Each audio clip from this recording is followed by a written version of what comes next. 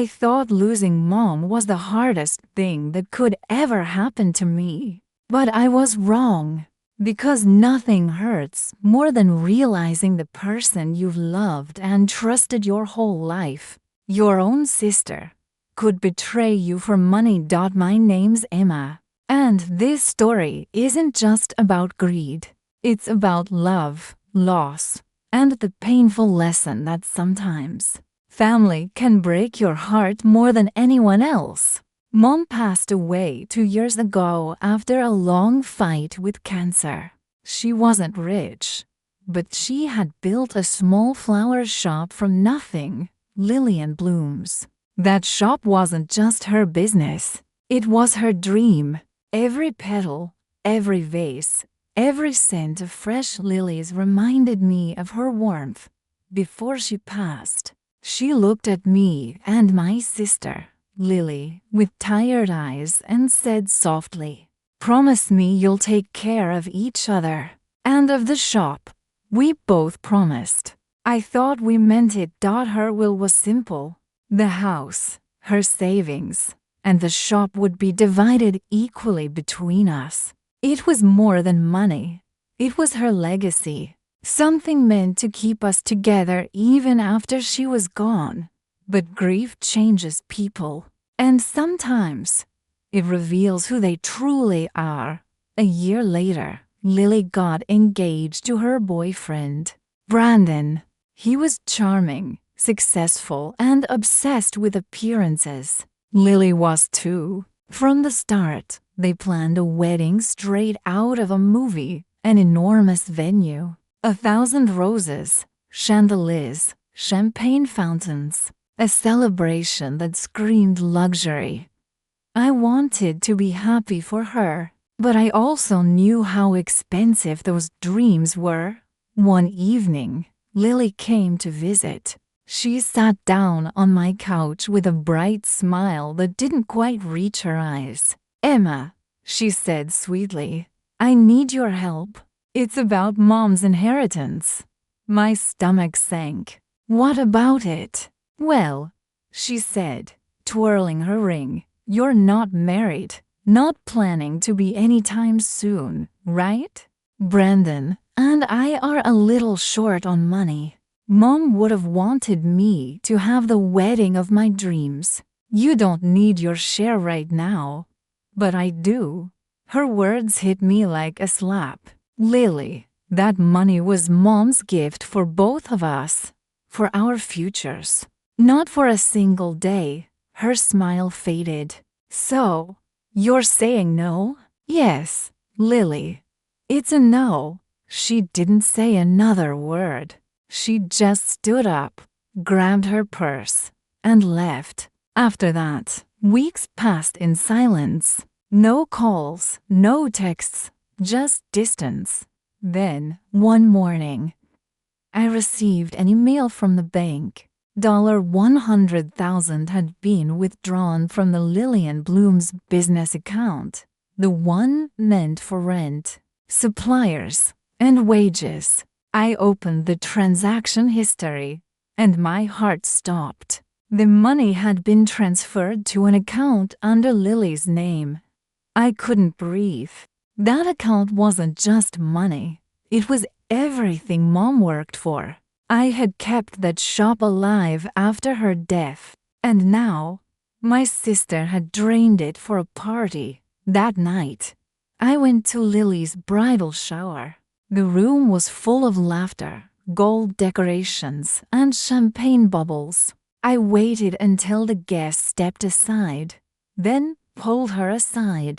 "You stole from Mom's business," I said quietly. She looked at me, unfazed. "Oh, Emma, don't be so dramatic. It's my inheritance too. I'll pay it back after the wedding. You stole from Mom's legacy." I snapped. "Do you even hear yourself?" She rolled her eyes. "You've always been jealous. Just let me have this one perfect day." I stared at her, the sister I grew up with, the one who used to hold my hand when we were scared of thunderstorms. and I didn't recognize her anymore. That night, I made a decision, not out of anger, out of love for Mom. I wasn't going to let her memory be used for greed. The wedding day arrived, bright, grand, and breathtaking. The hall sparkled with chandeliers, golden drapes, and flowers that smelled so much like Mom's shop. It made my chest ache.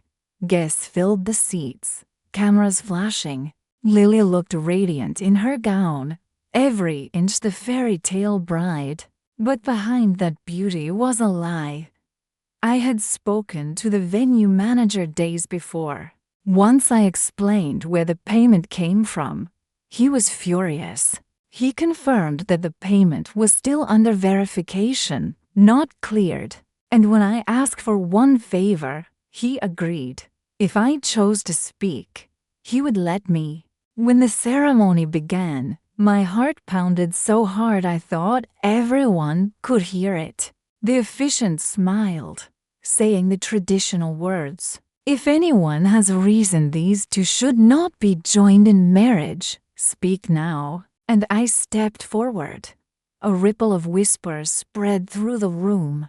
I'm sorry, I said, my voice trembling. But my sister used stolen money to pay for this wedding. Gasps filled the hall. Lily's face went pale. She took $100,000 from our late mother's business. Money meant to keep her legacy alive. She promised to repay it, but she hasn't. The shop is dying because of her choices. Lily's voice cracked. She's lying. I reached into my bag and handed the officiant an envelope. Inside were the bank records, the proof. The manager stepped forward and confirmed the transfer. The guests stared in stunned silence. Brandon's expression hardened. He looked at Lily like he was seeing her for the first time. Without a word, he turned and walked out. Lily stood frozen as the room emptied. Her perfect wedding, her perfect world, fell apart in minutes. A week later, I learned that the venue had filed a complaint for payment fraud. The wedding was cancelled. The money was gone, and Mom's shop was hanging by a thread. I spent every hour I could keeping it alive, rebuilding the business, repaying debts, and holding on to what was left of Mom's dream. I renamed the shop Lily and Mom's Florals, not to shame my sister, but to remind myself that forgiveness is stronger than anger. Months passed before Lily came back. One afternoon, she walked into the shop, her eyes red and tired. "Emma," she whispered, "I'm sorry. I thought if I made everything perfect, people would finally love me. But I just lost everything." I looked at her, the sister I once hated and still loved. Mom didn't raise us to buy love, Lily. She raised us to earn it. Tears rolled down her face. "Can I help? I want to fix what I broke."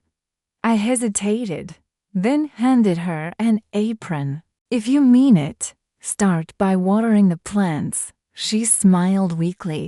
And for the first time in a long while, I saw the real Lily again, not the glamorous, greedy version, but my sister. Now, every morning when I unlock the shop and smell the fresh lilies, Mom's favorite flower, I think of her words, "Take care of each other." I finally understand what she meant. Because Mom's inheritance was never just about money. It was about family, honesty, and love. And though Lily had to lose everything to learn that, she finally did. Sometimes, it takes losing what you thought you wanted to find what truly matters.